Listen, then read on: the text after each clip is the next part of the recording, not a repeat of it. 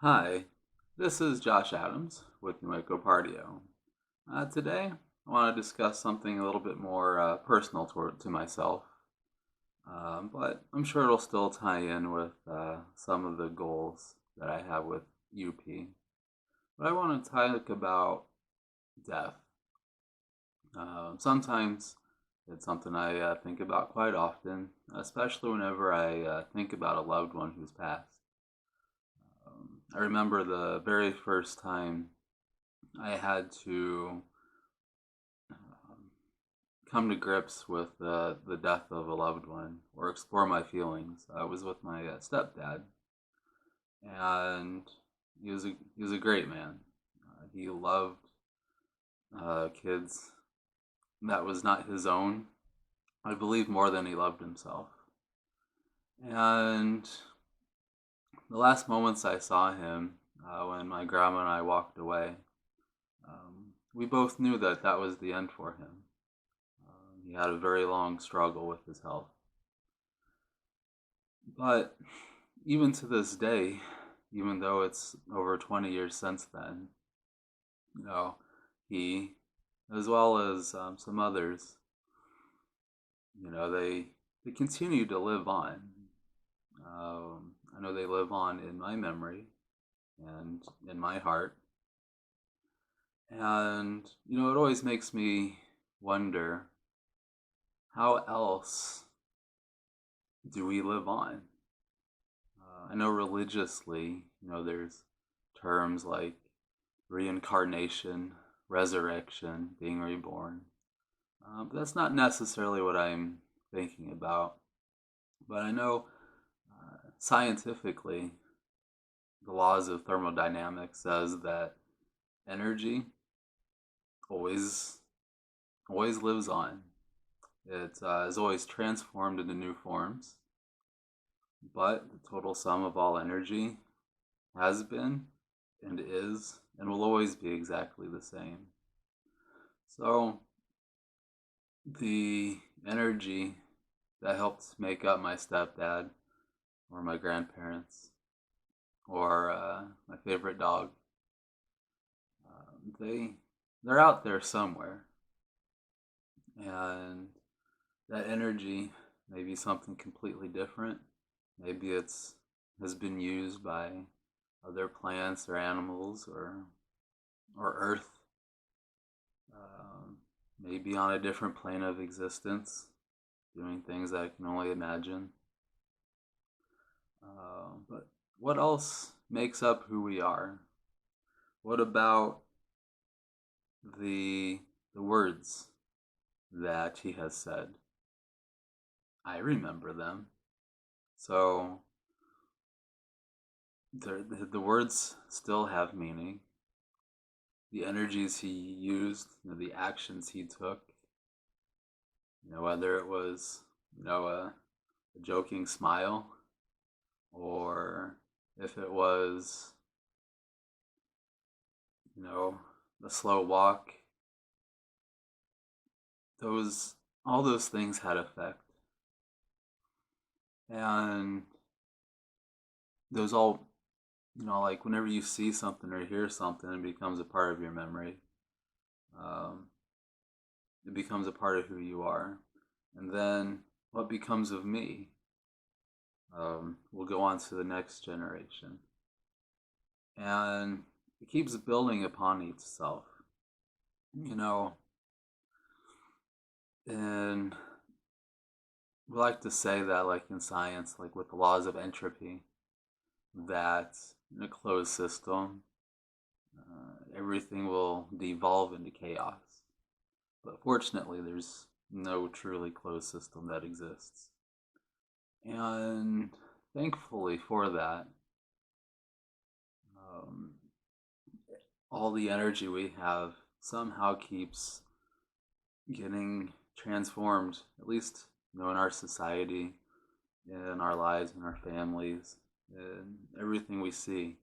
It keeps transforming into something that is hopefully less chaotic, and probably more meaningful. And, like I've never known my ancestors, but they've definitely shaped who I am. They've shaped who I look like. They've shaped my language. They've shaped the country that I live in and the countries that my ancestors had come from. Their words and ideas, they still exist in some way.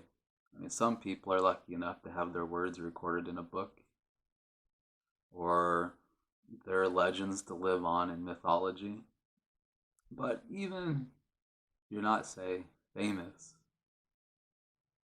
those those types of stories are a living testament to the continuity that the past has to the present, and the continuity that the present will have to the future. Just as much as my ancestors have lived, or that my stepdad has lived, it is just as true that they'll live on in some way or another. And with that is a key part of the underlying philosophy that I have with Unueco Partio. With every action we take, every word we say, every thought that we have, it will live on. Whether it lives on with our sons and daughters, I don't have children, but hypothetically, whether it lives on with the crops we grow, or the trees we plant, or with the pets we raise. Everything has effect. One of the things that my grandparents used to teach me was to leave, once you're done with something, leave it as it was. So, the simple solution would be like, I'm at a grocery store, you grab a cart, and you're done with the cart, you put the cart back exactly where it was. So that way a future person can have the same convenience that you had.